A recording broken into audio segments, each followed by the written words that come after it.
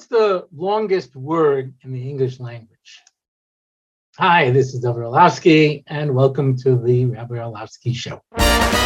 And whether you're watching with our friends over at Torah Anytime or wherever you watch or listen to your podcasts, as always, it is a thrill to have you along. And I've been doing some thinking. Every now and then, I do a little thinking. And I was thinking what I should start talking about now.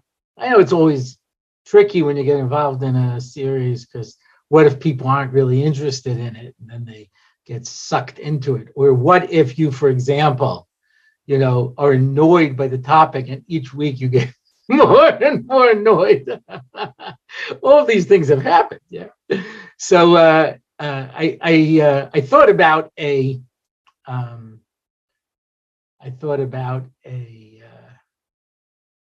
series that I want to start. I don't know how far I'm going to take it. And that is, as you know, there is a minhag in Klal Yisrael, particularly between the weeks that are in between Pesach and Shavuos, to learn Pirkei Avos. Yeah. There are those who continue doing it the entire summer till Rosh Hashanah. And so I decided I want to pick out ideas from Pirkei Avos. Now, these are relatively innocuous ideas. I mean, they're from Pirkei Avos. They don't have to be from Pirkei Avos, I suppose. But I wanted to find topics to be able to talk about. Now, it's particularly during this time of year that we learn Pirkei Avos between Pesach and Shavuos, because this is the Derech Eretz Kadma L'Torah. The preparation was for them to be able to lift themselves up madrega after madrega in order to be able to be zoicha to receive the Torah, to make themselves into a kli. And Derech Eretz is what allows you to become that kli that can hold Torah. And that was the reason that Rachel knew that Rabbi Akiva would become a Talmid Chacham, because he had such outstanding midos. And she knew that because he had such wonderful midos, he would be an unbelievable kli to be able to hold all of the Torah that he would then go on to receive. And of course, history proved her to be correct. The more you work on yourself as a person, the more Torah you'll receive. So that's why during these weeks, during the entire summer months, there is a minhag, as I mentioned, to Rosh Hashanah to learn Pirkei Avos. The reason brought down for that is because, during the winter, we're all in our house. And then the summertime, we start going outside, at least if you live in Florida. And we start mingling with other people, at least if you live in Texas. And because we're interacting more with people, we need to learn Pirkei Avos to understand what it's all about. So I'm going to start off this week with really one line from Perek Aleph, and obviously a exhaustive treatment of Pirkei Avos would take much more time than we have, but I am going to pick out one line. And first I want to read a dedication. This is, we have a sponsor this week, sponsored anonymously in honor of my dear Chaver Reb Yoel, who can't stop quoting you. Well, I like him already. Yeah, you are such an inspiration to him and to me by extension, especially your smile and laughter brings him so much simcha. This sponsorship should be a schus for him in Mitzvah Hashem, and it should be a schus for you. And Hashem, he loves it too. Yeah. So, Baruch Hashem. I tell you the truth, there are certain people who I know suddenly binge listen to certain speakers. They heard a couple of shiurim from them, they really enjoyed them, they binge listen.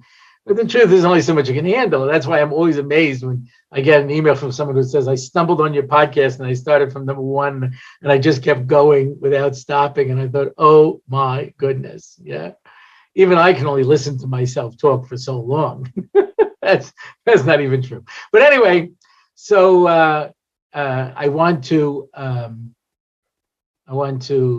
quote my line from Pirkei Avos, Perek Aleph, and that is, Mekabel kol adam b'seva panim yafos.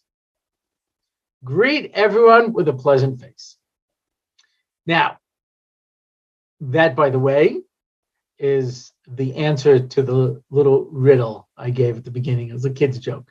What's the longest word in the English language? Smiles. Because there's a mile in between the first letter and the last one. But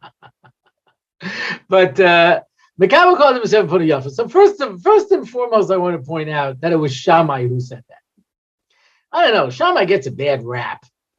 People seem to think that Shammai was like this angry guy and stuff. No, he had a sheet of covenant time. A sheet of covenant time. You see somebody come in and say, "Teach me the Torah on 1 foot. Teach me the Torah Shebiksav and the Torah Shebal." Yeah, these people were making fun. Yeah, I'll only be Megaya if you make me the Kohen Gadol. You know, okay, don't waste my time with jokes. You know, there has to be a certain prerequisite where a person comes in giving it the respect that it deserves, and if not, then don't waste my time. If you walk into a conference of major physicists and you come in and say, "I think Einstein was wrong," I said, "Really?" He said, "Yeah, time's relative. I have relatives; they're never on time." I'm sorry. Where did you study physics? Oh, I never did. Okay, so thanks for coming. Why don't you wait outside? Yeah, your opinion doesn't really count for much. You know, so Shammai had a sheet of covenant Torah. This, by the way, if you look at the first parak of Pirkei Avos, where it goes through, there is always a tension, and you find it throughout Pirkei Avos, between Ava and Yira. There is this tension. Warm yourself by the hot coals of the Chachamim, but don't come so close that you burn yourself. Come close, but not that close. Keep your distance. Ava b'yira. You have to try to be able to maintain that balance. Not an easy thing to do. So the Zugais, yeah, that was why you needed 2 people. One's emphasis was more on Ahava, and one was more on Yira. So by Shammai and Hillel, you find this quite dramatically. And that's why it says that an Olam Haba will paskin like Shammai. Why? Because when Mashiach comes, that'll be a world of din. And in a world of din, so we'll go like Shammai. But in this world, we go with the Rachamim of a Hillel. Not because it's right or wrong. It has nothing to do with right or wrong. It has to do with what the world is that you're living in.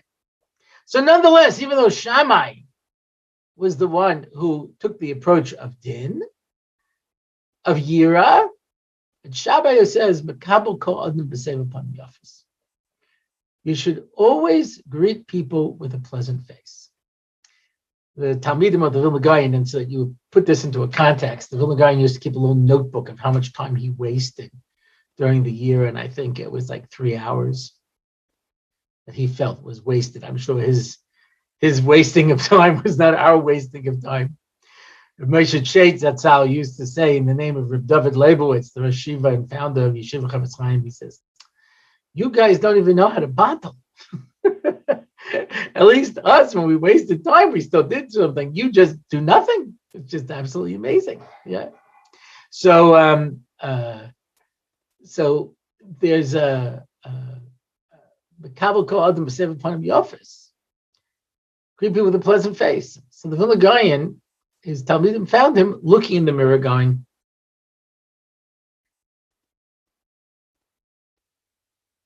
like, Rebbe? Everything okay? He says, yeah, the Chazal say, Mekabel kol adam b'sev upon the office. I want to see what's the most pleasant face I can make. Now, this is an amazing thing. Rabbi Yisrael Salanta said that your face is a Rishus HaRabim. People look at you, and it changes their approach. Yeah. I was learning with a bunch of Talmidim in a yeshiva once where I was teaching. And they were making a fundraising video. And they were filming around. And finally the guy said to me, he says, see if you can get them to smile. Because when people see smiling faces, they give more money. I said, okay. So he turns to get the camera, and I said, and that's why God sent down his only son, Jesus, to die on the cross for us. Of course, they all laughed. And they go, oh, that's great. Let's get that in. I'm glad they didn't have the audio. Like, I don't have enough problems. Oh, gosh. Anyway, but when people smile, it makes you feel better. That's why little kids, they learn how to smile because they know when they smile, it makes everybody happy.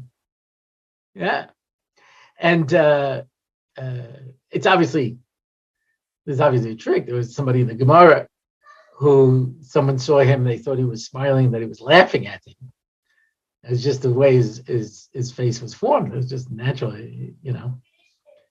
It's an interesting thing that there's a natural way that many people look, you know. I genetically come from a family where we get these big puffy bags under our eyes and our eyelids droop. And it was getting to the point where I couldn't see. I literally couldn't see. Yeah.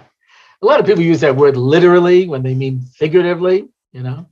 You literally had smoke coming out of your ears. I hope not. But I literally couldn't see. That I would have to raise my eyes just to be able to see. And it was freaking out my students, and also it was hard when I was driving.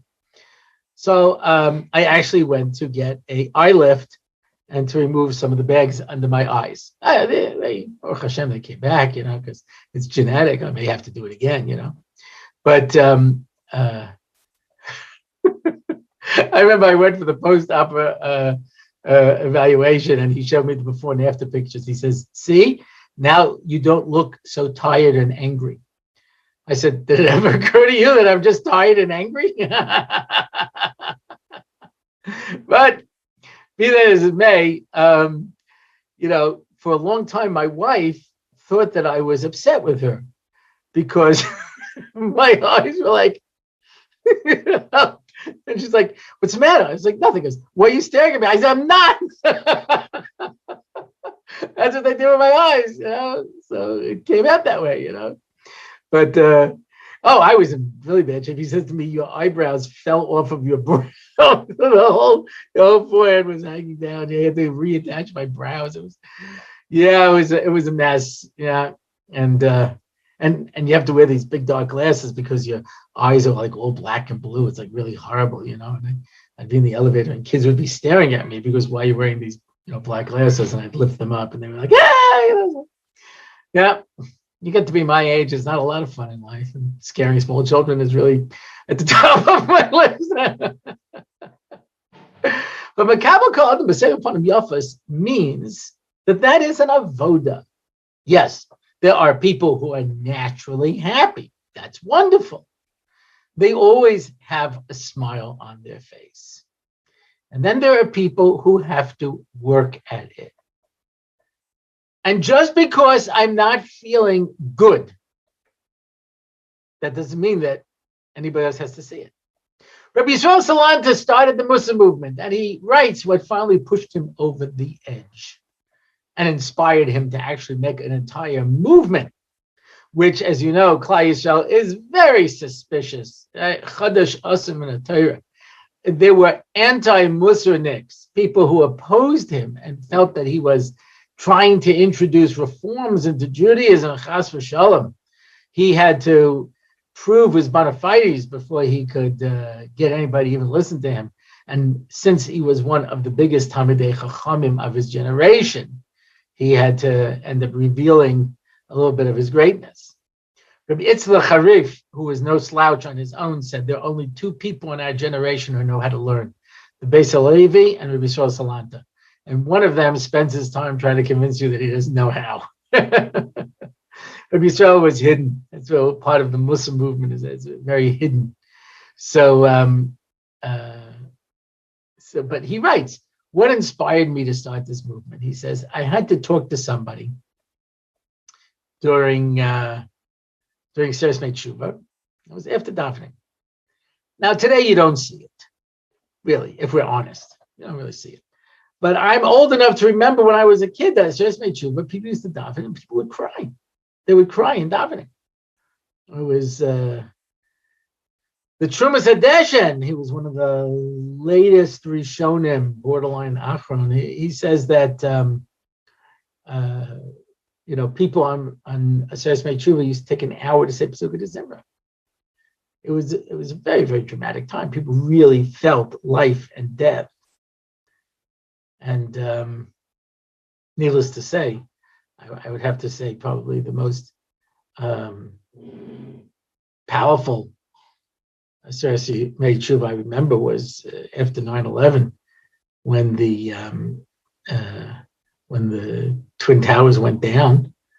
That was just before Rosh Hashanah, and you went into that Rosh Hashanah, and those Aseret Mei Tshuva stunned. People were stunned. Yeah, the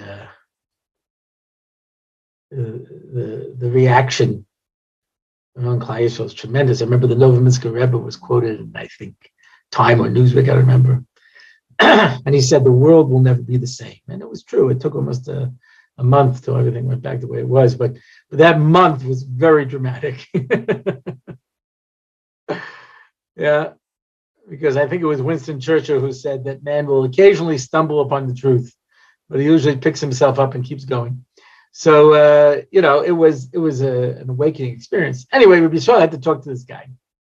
I was Aseret Mei Tshuva, and his face was a mask of pain, and he was doing tshuva, and he was davening, and he was crying. And he comes out, and Rabbi Yisrael said, Rabbi Yid, I have to ask you something. He goes, I can't. And he walked away. Rabbi Yisrael said, at first I thought, wow, what a firm guy. Yeah, look at his intensity of his avoda. And then I thought, what happened to Makabel Kodim B'Sim Upon Yofis? Because he's doing tshuva, why do I have to suffer? Why do I have to see this face? I didn't do anything wrong. Because your face is the Rishus Harabim. Because when you walk down the street with a miserable look on your face, it makes everybody miserable. Smile and the world smiles with you, or something like that. I remember there was some old song. Yeah.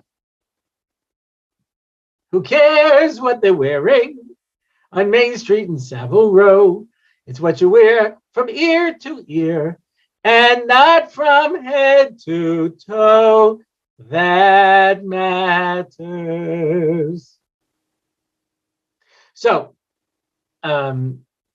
since I have no filter, I think we've established this. If you're still watching the podcast by this point, you know that whenever I get up to speak, it's sort of like a high wire performer without a net. You never know exactly where it's going to go. The only one who's better at that than me is definitely Donald Trump. But I'm not so good with filters. Someone said to me once, I see you sometimes pause before you say something and think, should I say this or not? And regardless of what the conclusion is, you say it anyway. But I want to share this with you because I think it's important. Yeah. I always get a kick out of people who say to me, you're just a naturally happy person. And I'm always surprised and somewhat gratified to hear that people assume that it just comes naturally to me. And sometimes if I'm in a mood, I'll tell them, no, I am in fact a naturally depressed person. That's my normal state of existence. I suffered from depression. I imagine if I was a kid today, they'd have me on medication. It was never diagnosed, just like none of my learning disabilities were diagnosed. They didn't have all that stuff back then. They just said, you don't care, you don't try, you don't underachieve, if you cared, you'd work harder. Okay. But I was always depressed. And I wasn't just depressed. I could depress anybody else. I once had a guy in my share who says to me, if you have a bad mood, share it with others. And it was, I lived under a cloud. It was I could not be happy. It was terrible, terrible. You could argue whether it's nature versus nurture, and I think it was both. But you know, I was picked on as a kid. I was bullied. I had all these learning disabilities, so I couldn't really succeed in school, and I didn't know. I didn't know about them at the time, and everyone knew that I was smart, so they couldn't figure out why I'm not succeeding in learning. And anyway, it was really very hard. And I had to, I remember, I don't know why this made a keen decision on me. Somebody said to me in yeshiva, one of my friends, he says, I kept trying to figure out why I was unhappy. And he said to me, okay, you're unhappy. Now go on and live life. I don't know why that made such an impression on me.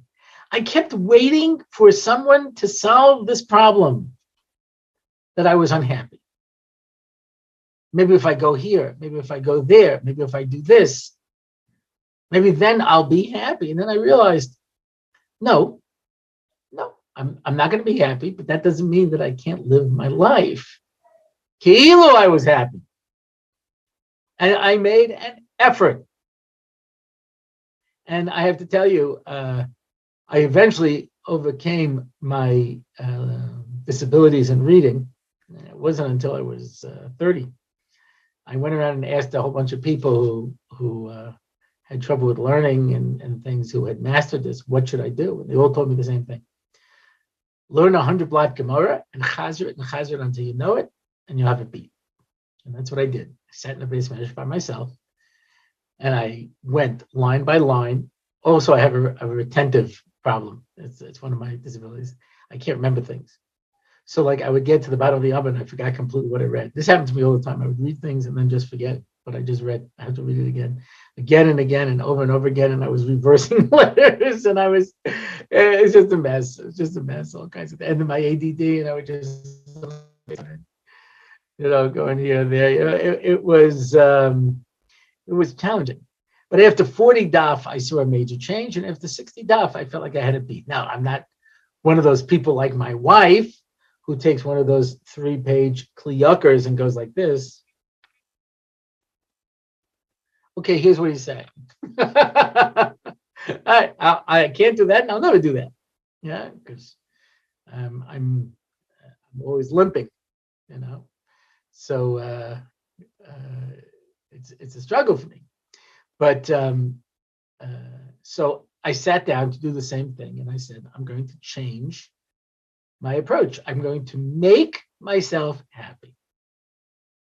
Now, I didn't realize at the time that this is exactly what the Chazal teach us. Simcha is a midah. You can make yourself happy, or you can make yourself miserable. You have the ability to control what you choose to do. A person can't say, I can't help it. You're not an animal. You're not instinctual. Yes, does it come more easily to certain people? Sure. I know somebody, a chashuv fellow, he said to me once, what's it like to get angry? I've never gotten angry in my life. And I said, that infuriates me. Because I was born with a terrible anger problem. He said, I used to have, temper tantrums and stuff. It took me many years to try to get my anger under control because I used to get so upset. Yeah. Baruch Hashem, I can't say that I have a beat. You can never say you have a beat, but I definitely have it, under control. But the depression, I just had to work to change my attitude. I would look in the mirror and make funny faces. I would tell jokes over to myself. I still do, by the way. Like people say, why do you laugh at your own jokes? I said, because I really enjoy them. I find them funny. I don't know if anyone else does. I don't even care. Because people know that I have a reputation of funny. And so people laugh even if they don't get the joke. And I think that's a tremendous mileage. Someone told me they were in the audience once and everybody was laughing. And the guy says to his friend, I don't get it. And he says, neither do I. It doesn't matter because they know that I'm funny. So, but I would work to to change my attitude. I would listen to music. I would listen to things that would, and I would work to change my attitude. Now, here's a little physiological, neurological phenomena. If you think a particular thought and you go from that thought to another thought to another thought a few times, I don't know how many times it is, your brain creates a shortcut. Like on a computer, you push one key and it does like 5 or 6 different things because you programmed it as a shortcut. Your brain does the same thing. So as soon as you start to think something, your brain goes boom, boom, boom, boom, boom, boom, boom. It's automatic. You have to break the pattern. You have to choose to think in a different way. So Makabel called him a 7 pound office, like the Gra was doing in front of that mirror was, I put a happy face on because that's what HaKadosh Baruch Hu wants me to do. And it doesn't matter if I feel like it or not. It makes a difference to people. I was coming home once and somebody says to me, David, that's, it's an Israeli. Israelis call me David. Americans call me Dovid. Some people call me other things, but, hey. But he says to me, David, when I see your smile, it gives me a reason to live. And I smiled. I came home, I told it over to a friend, I said, hey, you hear what this guy said to me, I said, I've seen my smile. It doesn't give me a reason to live. He says, oh, I guess you didn't hear. So what? He tried to kill himself a few days ago. He doused himself with gasoline and they caught him just before he lit the match. So when he says he sees a smiling face and it gives him a reason to live, he's being quite serious. People ask me what the most effective tool is in Kira. So if I'm in a funnier form, I'll say the most important thing is sincerity. Once you can fake that, the rest is easy. But the truth is, the most effective tool is a sincere smile. If you can give somebody a smile, you can really, people look at the smiling face and it makes them feel good. It changes people's attitudes. And you can do that. You can change the way that you think. You can change the way that people view the world through your smile. Makabel called them b'sev upon yafas. And it doesn't matter whether you feel like it or not. So what if you don't feel like it? I never feel like getting up in the morning. Never. I'm a night person. The alarm goes off and my wife says to me sometimes, says, you don't hear yourself, but like the alarm goes off and you start to whimper. So what? So therefore I'm butted from getting up in the morning? No. You don't always feel like doing everything that you're supposed to do, but that's not an excuse. It's an amazing thing because when people see a smile, it changes their attitude, changes their approach to life. It changes how they feel about themselves. People smile back. People feel better about themselves. The Kabbalah Golden B'Sev Upon Yafas means that it's not only the people that I like, it's not only when I'm feeling happy, it's a shita.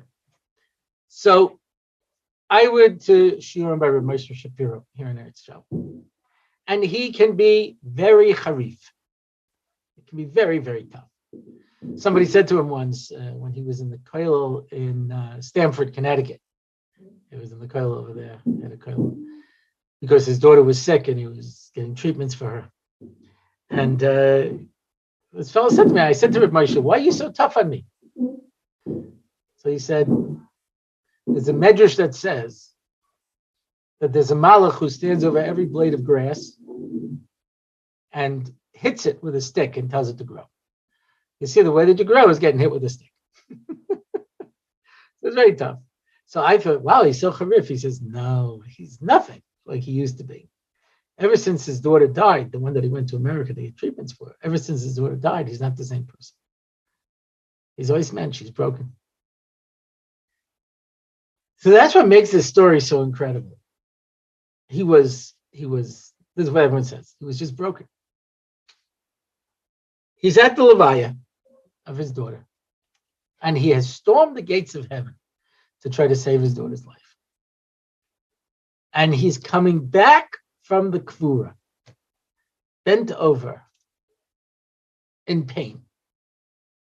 And he notices somebody out of the corner of his eye. And he stands up, puts on a smile. And he speaks to him for a few minutes and goes back into the car. And someone said, Rabbi, what was that? He says, he's a chassan who's getting married tonight. I didn't want him to think I wasn't happy for him. So I could focus on my own pain. This is how I feel. Or I could say, I want to reach out to this person. I want to touch this person's life. That's more important.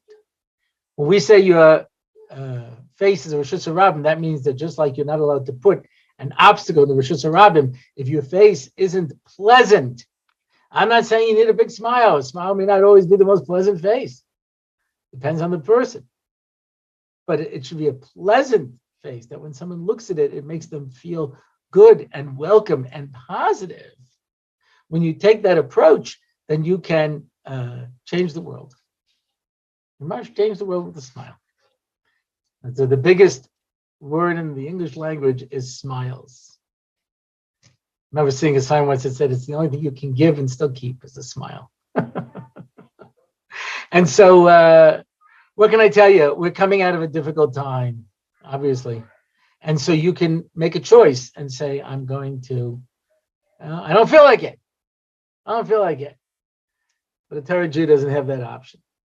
Torah Jew says, what does HaKadosh Baruch Hu want from me? As the Alter of the Vardik used to say, I never asked whether or not I could do something. I asked whether or not something needed to be done. And I knew HaKadosh Baruch Hu would give me the koyach to do it. And that's a brief introduction to the subject of having a nice, pleasant face, letting people see, yeah, you want to see people with a miserable, unhappy, terrible look. Good morning, what's good about it? It just sucks all the good feeling out of the room. But a person who comes in with a smile and a pleasant look. We know people like this. Yeah? Somebody said to me once, Mishulachim come to the door. Who do you give money to? The ones who are nice. The ones who have a smile, say hello, you know. People are like, you might give them. He says, and the person said to me, it was a frum fellow, he says, it's not even the cause. We tend to give to people. And people tend to give more when they see a smile. Yeah. So, Mitzvah Hashem, even though we're going through trying times and difficult times, all of us should really make an effort to put that smile on our face. And that's it for this week. If you want to find out more about the show, you can go to my website, RabbiOrlofsky.com. You can comment on this episode. You can send an email. You can sponsor an episode. And that's it for this week. I'm Dovid Orlofsky, and this is the Rabbi Orlofsky Show.